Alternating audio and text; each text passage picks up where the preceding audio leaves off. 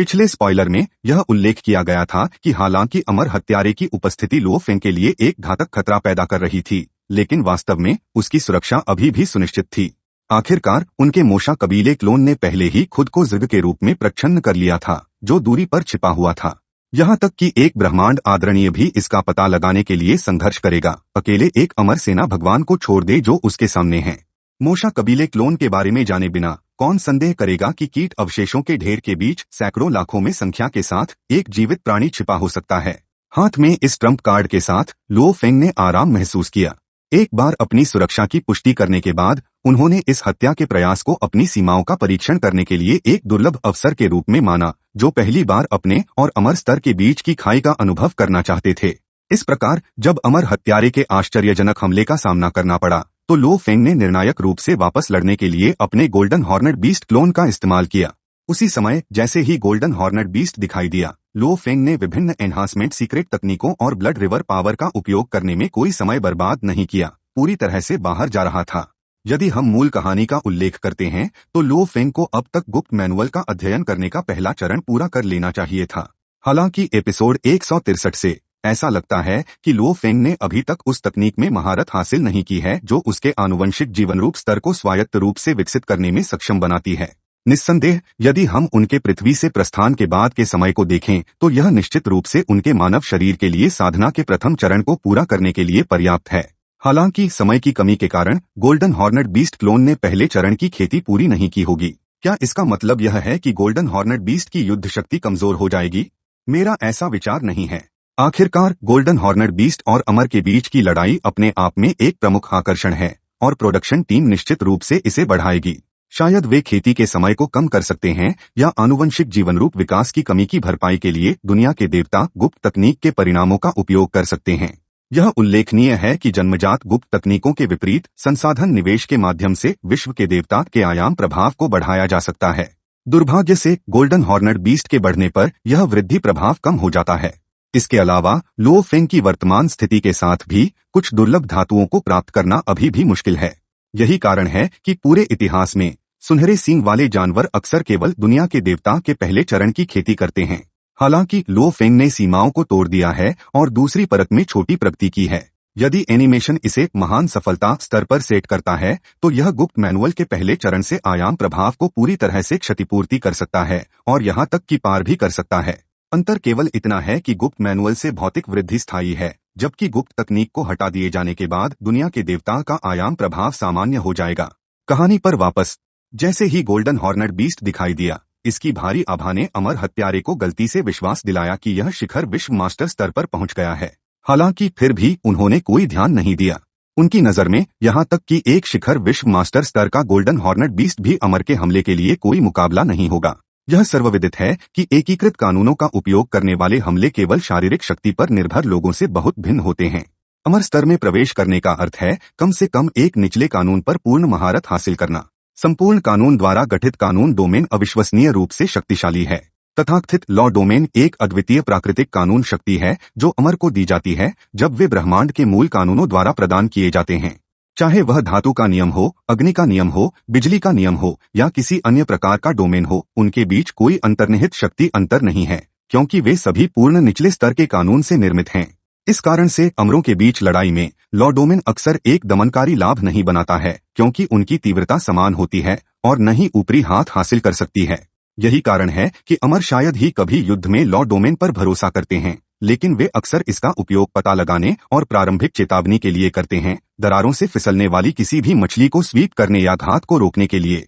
Extra territorial युद्ध क्षेत्र में यह क्षमता विशेष रूप से महत्वपूर्ण है, क्योंकि पता लगाने वाले उपकरणों को उच्चस्तरीय उपकरणों द्वारा अवरुद्ध किया जा सकता है, लेकिन लॉ डोमेन में हस्तक्षेप करना बहुत कठिन है। यद्यपि कानून डोमेन का अमर के बीच सीमित प्रभाव है, लेकिन विश्व मास्टर स्तर और उससे नीचे के योद्धाओं से निपटने के दौरान यह अत्यधिक शक्तिशाली है। एक विश्व मास्टर द्वारा डाली गई विश्व प्रक्षेपण एक कानून डोमेन के सामने व्यावहारिक रूप से बेकार है, तुरंत इसके दबाव में ढह जाती है। यहाँ तक कि एक विशिष्ट शिखर विश्व मास्टर स्तरीय अंतरिक्ष जानवर आकार में 30 मिलियन किलोमीटर की आंतरिक दुनिया के साथ एक अमर के कानून डोमेन का सामना करने में असमर्थ होगा। यह केवल मुश्किल से दबाव का समर्थन कर सकता था, पूरी ताकत से लड़ने में असमर्थ। नतीजतन शिखर विश्व मास्टर स्तरीय अंतरिक्ष जानवर आमतौर पर एक अमर के साथ सामना करने पर भागने का विकल्प चुनते हैं। यह लगभग सर्वसम्मति बन गई है। इसलिए जब अमर हत्यारे ने गोल्डन हॉर्नेट बीस्ट को प्रकट होते देखा तो उसे विश्वास था कि लो फेंग निस्संदेह नष्ट हो जाएगा। हालांकि अमर हत्यारे ने कभी उम्मीद नहीं की थी कि गोल्डन हॉर्नेट बीस्ट द्वारा डाली गई विश्व प्रक्षेपण अमर के कानून डोमेन के साथ संघर्ष कर सकती है। वह कैसे अनुमान लगा सकता था कि इस गोल्डन हॉर्नेट बीस्ट की आंतरिक दुनिया पहले से ही आकार में 60 मिलियन किलोमीटर से अधिक हो गई थी, जो एक साधारण शिखर विश्व मास्टर स्तरीय स्पेस बीस्ट के आकार से दोगुनी से अधिक थी। इससे भी अधिक आश्चर्यजनक बात यह है कि लो फेंग की आंतरिक दुनिया अभी तक अपनी सीमा तक नहीं पहुंची है। जैसे जैसे उसकी रैंक बढ़ती है, हर कदम आगे उसकी आंतरिक दुनिया को 10 मिलियन किलोमीटर तक बढ़ाता है। इसका मतलब यह है कि जब लो फेंग विश्व मास्टर के 9वें स्तर पर पहुंच जाएगा तो उसकी आंतरिक दुनिया 90 मिलियन किलोमीटर से अधिक हो जाएगी, जिस बिंदु पर वह न केवल अमर के कानून डोमेन के साथ प्रतिस्पर्धा करने में सक्षम होगा, बल्कि वह पूरी तरह से इसे अभिभूत करने में सक्षम होगा। यह ठीक वही आत्मविश्वास है जो लो फेंग ने विश्व मास्टर स्तर पर अपनी सफलता के बाद सर्वश्रेष्ठ धातुओं के संयोजन को जारी रखने में किया है। यद्यपि यह इसे तेजी से कठिन बनाने की कीमत पर आता है, शायद अमर स्तर तक तोड़ने के लिए 100 गुना या 1000 गुना कठिन भी, वह जिस दुनिया का निर्माण कर रहा है उसकी नींव एक विशिष्ट विश्व मास्टर से कहीं अधिक है।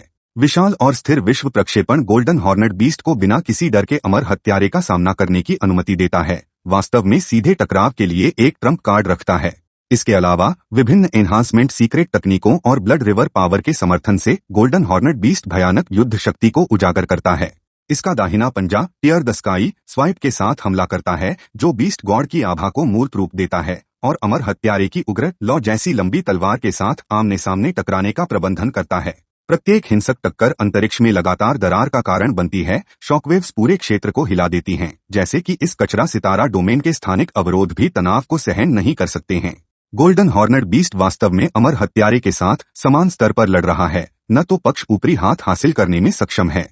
इस तथ्य के बावजूद कि अमर सेना के भगवान ने निचले स्तर के कानूनों के एक पूरे सेट में महारत हासिल कर ली है, जिसे कानून शक्ति के संदर्भ में एक पूर्ण लाभ प्रदान करना चाहिए, यह लड़ाई अमर हत्यारे की समझ को तोड़ रही है।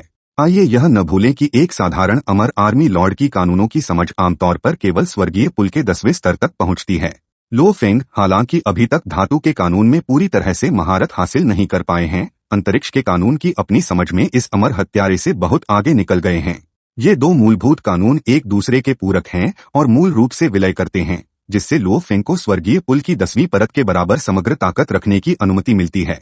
एकमात्र कमजोरी ताकत में पूर्ण अंतर में निहित है, जहां यह मुख्य रूप से मानव और मोशा कबीले क्लोन में स्पष्ट है। हालांकि गोल्डन हॉर्नेट बीस्ट इस सीमा में शामिल नहीं है। एक जीवन जीन स्तर के साथ एक मानव की तुलना में 10 गुना अधिक और विभिन्न गुप्त तकनीकों और रक्त नदी शक्ति के आयाम द्वारा बढ़ाया गया, गोल्डन हॉर्नेट बीस्ट का दाहिना पंजा एक शिखर विश्व मास्टर के 300 गुना से अधिक भयानक बल को उजागर करने में सक्षम है, एक साधारण उच्चस्तरीय अमर सेना भगवान के स्तर तक पहुंचना। दुर्भाग्य से लो फेंग की कानूनों में समझ की कमी ने अभी तक इस शक्ति को एक वास्तविक गुणात्मक छलांग प्राप्त करने की अनुमति नहीं दी है। अन्यथा एक पंजे की हड़ताल के साथ भले ही यह तुरंत मारने में सक्षम न हो, यह अमर हत्यारे के दिव्य शरीर को चकनाचूर करने के लिए पर्याप्त से अधिक होगा। यह याद रखना महत्वपूर्ण है कि मार्क्विस अमर स्तर पर आगे बढ़ने से पहले, यहाँ तक कि अमर सेना के लॉर्ड्स ने भी वास्तव में अमरता के चरण में प्रवेश नहीं किया है। इस प्रकार जब तक उनका दिव्य शरीर एक निश्चित संख्या में सीमा से परे बिखर जाता है और पुनर्गठित होता है, तब तक वे पूर्ण मृत्यु का सामना करेंगे। जैसे जैसे युद्ध का समय अपने अंत के करीब था, अमर हत्यारे ने आखिरकार सबसे चरम उपाय चुना, आत्मविस्फोट।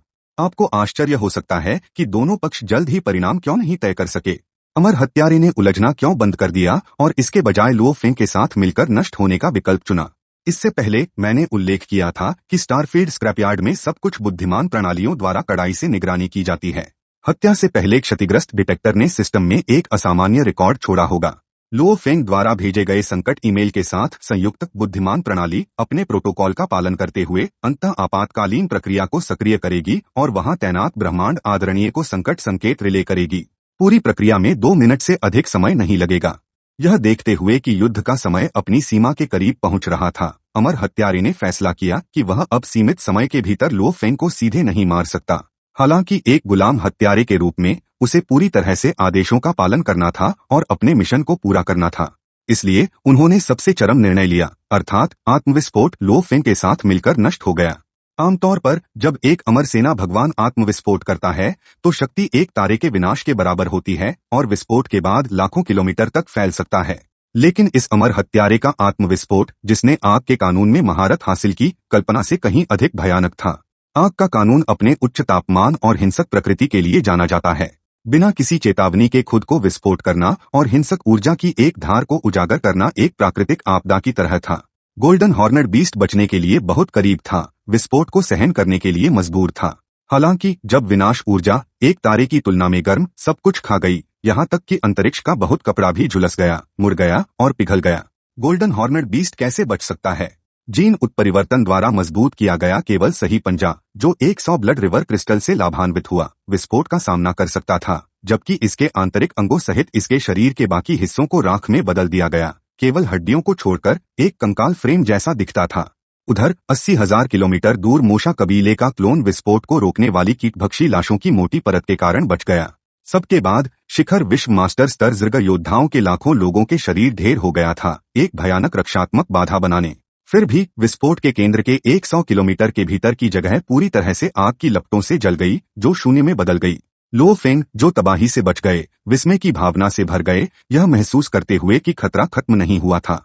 उन्होंने तुरंत गोल्डन हॉर्नेट बीस्ट के कंकाल रूप को अपनी आंतरिक दुनिया में वापस बुलाया। उसी समय उन्होंने गोल्डन हॉर्नेट बीस्ट के बिखरे हुए टुकड़ों और अवशेषों को जल्दी से इकट्ठा करने के लिए अपनी दुनिया की शक्ति का उपयोग किया। आखिरकार लो फेंग के विश्व प्रक्षेपण की सीमा 10 मिलियन किलोमीटर से अधिक हो गई, इसलिए विस्फोट के केंद्र से हजारों किलोमीटर के दायरे में सामग्री प्राप्त करना एक आसान काम था। गोल्डन हॉर्नेट बीस्ट की उपस्थिति को छिपाने के लिए उनकी सावधानी जानबूझकर की गई थी। भले ही लड़ाई समाप्त हो गई थी, जब बचाव आया तो वे अनिवार्य रूप से प्रोटोकॉल के अनुसार पूरी तरह से जांच करेंगे।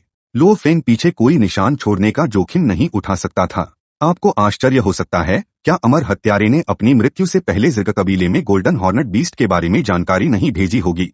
जवाब है नहीं, क्योंकि वह ऐसा करने में असमर्थ है। कारण यह है कि ज़िर्ग रानी की आत्मा सेवक के रूप में उसकी पहचान पहले ही उजागर हो चुकी थी, या उसे डिस्पोजेबल हत्या उपकरण के रूप में इस्तेमाल नहीं किया गया होता। यह ध्यान रखना महत्वपूर्ण है कि शब्द ज़िर्ग क्वीन यहाँ लो फेंगेरिना द्वारा गुलाम बनाई गई ज़िर्ग रानी का उल्लेख नहीं करता है। वास्तव में ज़िर्ग क्वीन प्रत्येक ज़िर्ग हाइव के नियंत्रक को संदर्भित करता है, और ऐसे घोंसले ब्रह्मांड में अद्वितीय नहीं हैं। पूरे ज़िर्ग कबीले में आदेश देने और जारी करने में सक्षम लोग आमतौर पर उच्च रैंकिंग वाले व्यक्ति होते हैं, आमतौर पर यूनिवर्स मास्टर स्तर पर, जो कि इरीना जैसे विश्व मास्टर स्तर पर होने के बजाय प्राइमल कैओस सिटी लीडर के समान स्तर है। एक बार जब मानव जाति के भीतर छिपे एक विदेशी जासूस की पहचान उजागर हो जाती है, तो वर्चुअल यूनिवर्स में उनके खाते पर निस्संदेह मानव खुफिया संगठन द्वारा बारीकी से नजर रखी जाएगी। वह यह जानकारी भेजने के लिए वर्चुअल यूनिवर्स से जुड़ने का जोखिम उठाने के लिए पर्याप्त मूर्ख नहीं होगा कि लो फेंग के पास गोल्डन हॉर्नेट बीस्ट गार्ड है। यह भी उल्लेखनीय है कि गोल्डन हॉर्नेट बीस्ट की जन्मजात गुप्त तकनीक क्लोन के ज्ञान के बिना जब यह लो फेंग के सामने दिखाई दिया, तो इसे अक्सर गलती से लो फेंग की आत्मा सेवक या राजा ज़ेन यान द्वारा भेजे गए व्यक्तिगत गार्ड के रूप में माना जाता था। इसके अलावा अमर हत्यारा यह भी जानता था कि अगर उसने वर्चुअल यूनिवर्स के माध्यम से एक संदेश भेजा, तो न केवल वह खुद को उजागर करेगा, बल्कि यह मानव जाति के भीतर छिपे अन्य जासूसों को भी फंसाएगा। इस प्रकार वह ऐसा मूर्खतापूर्ण कदम कभी नहीं उठाएगा। संदेश वितरण के लिए जिम्मेदार विश्व मास्टर स्तर के हत्यारे के लिए उन्हें व्यक्तिगत रूप से अमर हत्यारे द्वारा समाप्त कर दिया गया था जब उन्होंने हत्या मिशन को संभाला था। यह विश्व मास्टर हत्यारे को एक शक्तिशाली मानव आकृति के हाथों में पड़ने से रोकने के लिए था, जो कीटभक्षी घुसपैठ नेटवर्क के अधिक रहस्यों को उजागर करने के लिए आत्मा खोज का उपयोग कर सकता है। इसलिए अमर हत्यारे के पास संचार का कोई साधन नहीं था। एक बार मिशन शुरू होने के बाद सफलता या विफलता की परवाह किए बिना वह मृत्यु के लिए नियत था। यही कारण है कि मैंने उसे डिस्पोजेबल हत्या उपकरण के रूप में संदर्भित किया। लॉट पर वापस, जब मोशा कबीले का क्लोन कुछ दूरी पर छिपा हुआ था, तो लो फेंग ने पहले ही एक अजेय स्थिति हासिल कर ली थी। यहाँ तक कि अगर गोल्डन हॉर्नेट बीस्ट अमर हत्यारे को हराने में असमर्थ था, तो वह दुश्मन के साथ मिलकर आत्मविस्फोट और नष्ट होने का विकल्प चुन सकता था। यहाँ तक कि अगर आत्मविस्फोट अभी भी प्रतिद्वंद्वी को नहीं मार सकता है, तो लो फेंग अपने मानव शरीर को बलिदान कर सकता है। आखिरकार मोशा कबीले क्लोन के अस्तित्व के अज्ञात होने के साथ किसे संदेह होगा कि लो फेंग की असली जीवन रेखा लंबे समय से ज़िर्ग योद्धाओं के भीतर गहरी छिपी हुई थी। इस धारणा के तहत कि कोई भी जांच नहीं करेगा, लो फेंग स्वाभाविक रूप से जीवित रह सकता है। जब लो फेंग ने अमर आर्मी लॉर्ड के आत्मविस्फोट की भयानक शक्ति देखी तो विस्फोट को सीधे हजारों कीट भक्षी लाश इकाइयों को नष्ट करते देखकर उन्हें अचानक विचार आया और तुरंत अपनी दुनिया की शक्ति का उपयोग गुप्त रूप से उन सैकड़ों लाश इकाइयों को इकट्ठा करने के लिए किया। क्या आप लो फेंग की कार्रवाई से सहमत हैं? टिप्पणी अनुभाग में अपने विचार साझा करने के लिए स्वतंत्र महसूस करें। हालांकि चोरी के इस कृत्य को उत्पादन टीम द्वारा स्टारफील्ड स्क्रैपयार्ड में लो फेंग के हमले के मुआवजे के रूप में अनुकूलित किए जाने की संभावना है। बेशक लो फेंग लालची नहीं था, क्योंकि अगर चोरी का पैमाना घटनास्थल पर छोड़े गए निशान से मेल नहीं खाता था तो यह आसानी से एक दोष को उजागर करेगा। बचाव दल की प्रतीक्षा करते समय लो फेंग ने बार बार अनुकरण किया था और अपने दिमाग में सबसे उचित बहाना सोचा था। आखिरकार वह सभी को यह नहीं बता सकता था कि वह गोल्डन हॉर्नेट बीस्ट और मोशा कबीले क्लोन की बदौलत अमर आर्मी लॉर्ड के हाथों से बाल बाल बच गया था। हालांकि लो फेंग को इस बात का एहसास नहीं था कि इस आपदा से 5 महान ताकतों को जो भारी नुकसान हुआ है उसने पहले ही उसके लिए एक नया छिपा खतरा स्थापित कर दिया था। क्या आपको याद है, पिछले स्पॉइलर में मैंने उल्लेख किया था कि स्टारफील्ड स्क्रैपयार्ड में संसाधन लेन देन की अनुमोदन सीमा थी। यदि यह सीमा से अधिक नहीं होता तो किंग लॉन्ग जू व्यक्तिगत रूप से लो फेंग के लिए सब कुछ सुचारू कर सकता था। लेकिन अब यह भारी नुकसान किंग लॉन्ग जू के अधिकार को पार कर गया है और लो फेंग 5 महान ताकतों की संयुक्त समीक्षा से बच नहीं सकते हैं। उसका खंडन करने के लिए कोई गवाह नहीं होने के कारण क्या लो फेंग सफलतापूर्वक सच्चाई को कवर करेगा या वह अंततः सजा से बचने में विफल रहेगा? अगले स्पॉइलर के लिए बने रहें, जहां मैं सच्चाई प्रकट करूंगा। यहां तक कि इस वीडियो के लिए बस इतना ही। इस वीडियो को देखने के लिए धन्यवाद। आपको एक अद्भुत दिन की शुभकामनाएं।